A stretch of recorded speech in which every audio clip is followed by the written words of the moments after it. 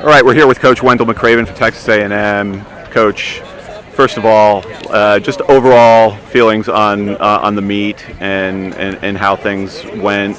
42 teams, big invitational for you guys. Yeah, I mean it's when we built this course, we envisioned doing something like this. At first, we weren't sure when we were going to do it, and then it worked out one year where we felt like there was an opening. You know, this is the traditional Nutty Cone weekend, pre-Nats weekend, so we know the competition for teams is there, but we felt like there was a place for another meet. We knew we had a great course. We knew it wasn't going to happen overnight. We thought it would happen, faster than this as far as starting to get more and more interregional representation. But this year we got all 9 NCAA regionals are represented. All 5 Power 5 conferences are represented. We've got 13 different Division I conferences represented, teams from coast to coast. It's starting to get that momentum, starting to shape up to be the kind of meet we envisioned it to be. We want to have a great meet, on our course because we think it's a great course, and to give our athletes, so we don't have to hop on an airplane and fly halfway across the country and deal with crazy weather to come here. And we know this time of year, 90% of the time, it's going to be nice cross-country running time. Okay, so let's break it down by squad. Let's start with the men. How'd you feel, watching the men out there? Did they run up to what you were expecting coming in? I would say solid. I mean, I thought we came in hoping to be probably a little bit better than that. I think the great thing, or I guess the good thing about it is we ran well enough so it was a solid race. But I think we also, I think they're walking away feeling like a little bit like we're not where we want to be. And that's fine because I think sometimes we run so well this weekend. You go into the SEC week thinking, okay, we're ready. I'm ready to go. This gives them enough of an edge where I don't think it blew their confidence by we didn't run terrible or anything like that. But we're right there. Where I think they've got a little bit of an edge going into the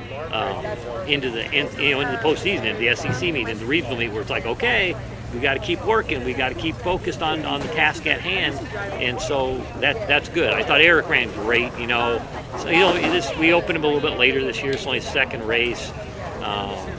And Boston was really a rust buster where he's just testing some things out, and so he ran right at the old course record.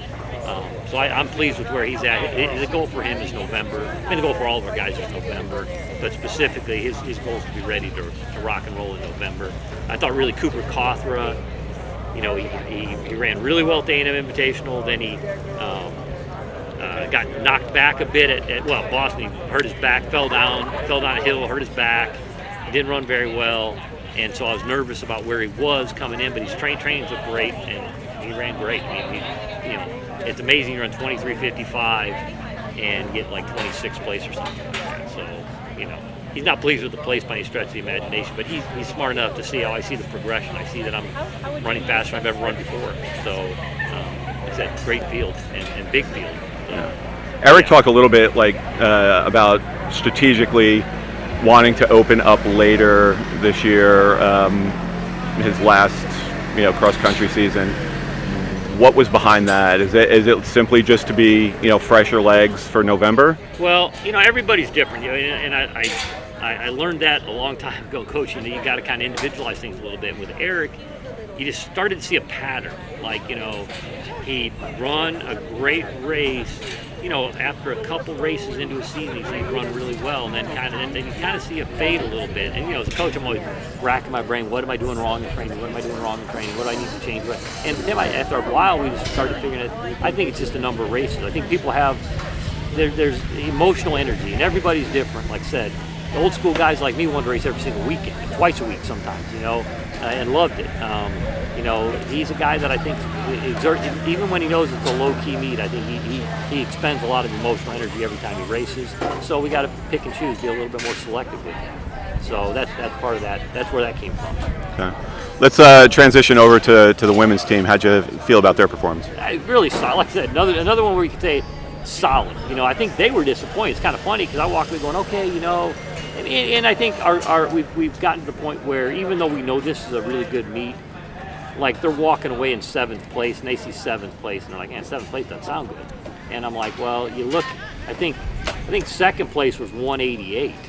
and we were like 2:31 or something like that. I'm like, I mean, you know, that's a couple seconds, or a few seconds a girl, and all of a sudden, boom, it changes completely changes the complexion of the team standings, and that's okay. I think Maddie Livingston took a little bit of a risk, got out a little aggressively today, and I was even telling Coach Abel, we saw her at the mile, like I think she was like 5:08 at the mile or something like that. We're like, man, it's a little aggressive. But if you're going to take a risk, this time of year to take a risk. I mean, you know, hopefully she'll learn from that and be like, and kind of dial it back a notch in 2 weeks and stuff like that. But I think that's, you know, that's overall. I mean, our front four really boom, boom, boom, boom. First four run through, and we know what times on this course mean. We've run it so many times, we can compare it to the previous athletes on our team. I think I met her was like 2011 for the 6K, and I think in our program history, I think only one woman has run faster, and that was Kara Shokin, who was All-American for us. And I think that's faster than Ashley Driscoll, who's an individual national qualifier. Kelsey Warren is an individual national qualifier. So it's a really good run. And then our front four women all probably had times that, and cross country obviously is not about times, but like I said, we know the times on this course. We've run it so many times. I think that I think all four of them top 10 times all time on our course. Yeah, Maddie talked about wanting to or needing to tighten up and improve like the second half of her race. Yeah. Is that a product of the risk that she took early, or? Oh yeah, I mean, there's no doubt about it. I mean, I don't think I think she would have. She's an aerobic monster. She's super strong. And so if she dials it back just a notch, that first 2K of the race, first 3K of the race, she has a great second half of the race. And that's where that will come from. So that's just a matter of, for her, it's continuing to develop the confidence that she can do that. You're not gonna, at this level, you're not gonna run away from anybody. You know, like you can go out and 5:08, and then she ran at 5:08, and there's a pack of 15 girls running with her. You know? So yeah, I think that's the product. It is a product of controlling that first. You know, and it's not like go out a lot slower. It's just dial it back a little bit. So performances are in the books. Where do you guys go from here in between now and SCCs for those final tune-ups? Yeah, we're just gonna, we're gonna stick with our same pattern. We're not gonna do anything dramatic. We don't make any dramatic changes. Obviously, we're gonna back down the volume a little bit. Certain people back down the volume more than others, and it kind of, obviously we still have after the SEC, we still have the regionals 2 weeks later, so we can't back off too much, because then we'll just run out of juice going into the regional meet. But I think it's really like, it's for them to understand. And I know on the women's side, we got a lot of youngsters in there, people that are new to being part of the mix. The guys are a little bit older, a little bit more experienced, but having them understand that, like, hey, it's not this magic feeling. Everybody, some kind of like, because I think you hear high school coaches a lot of times, or coaches in general. You hear coaches in general talk about, we're peaking for this, we're peaking for that, and like, I think athletes sometimes feel like it's going to be this mythical feeling, like, oh, my legs are going to feel great. No, your legs, sometimes you're going to wake up on meet day and you're going to feel lousy, But you know what? A lot of times you wake up on Tuesday morning, you feel lousy and you run a great work. So it's not about a magical feeling or anything like that. We're going to stick with the same pattern.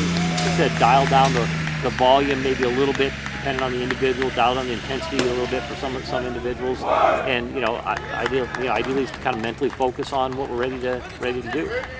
Cool. Well, congratulations and good luck with SECs and regionals. Thanks, man. Appreciate it. Thanks. Yep.